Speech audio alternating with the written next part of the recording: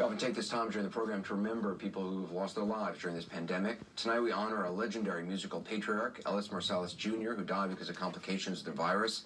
He was a legendary figure in his hometown in New Orleans. His sons, most notably Branford and Wynton, of course, have become stars in their own right. Here's just a glimpse of Ellis and Wynton performing together.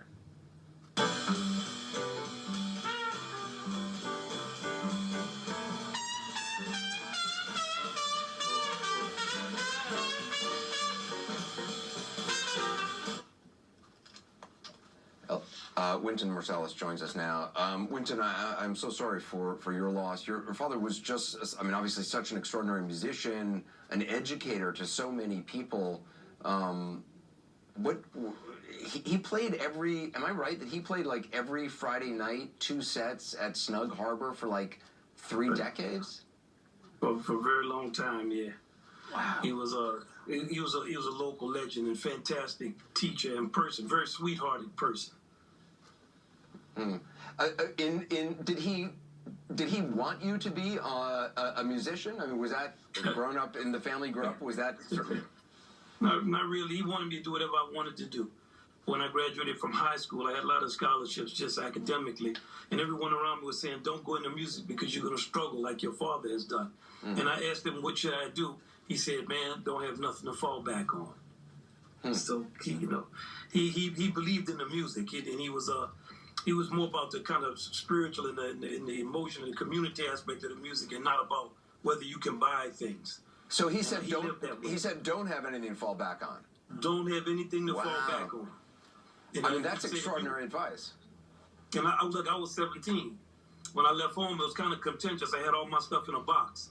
He said, "Is that all your stuff in there?" I said, "Yeah." He said, "What is in there?" I said, 3 jeans and something else. He said, "Jay, are you okay?" I said, "Yeah, I'm okay." I had kind of an attitude with him. And then he asked me again, "What's in there?" I said, "It's this." He said, "Are you okay?" I said, "Yeah, I'm okay." He said, "Remember, man, you can go down to what's in this box and you'll be okay." Wow. And it stayed with me.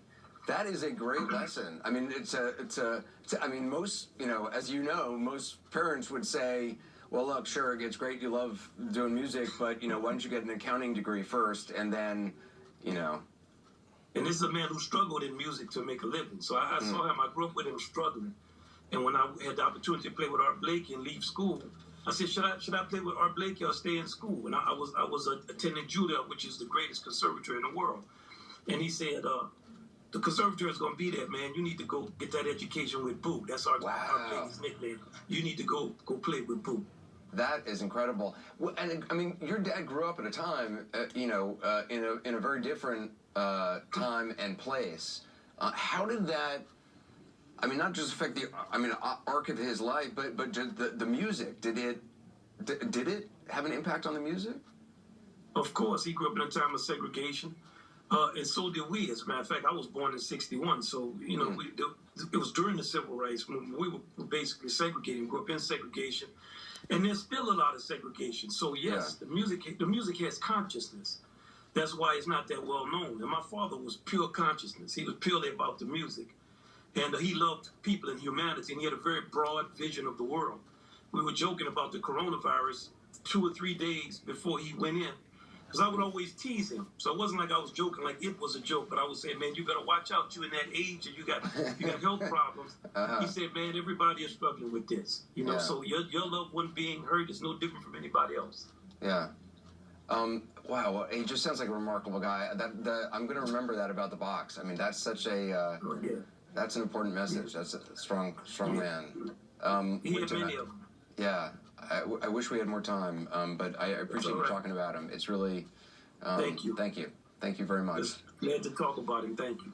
Yeah, take care. Our hearts go out to you and your family. Quick programming note, Wynton's also going to join tomorrow night's special report about coronavirus.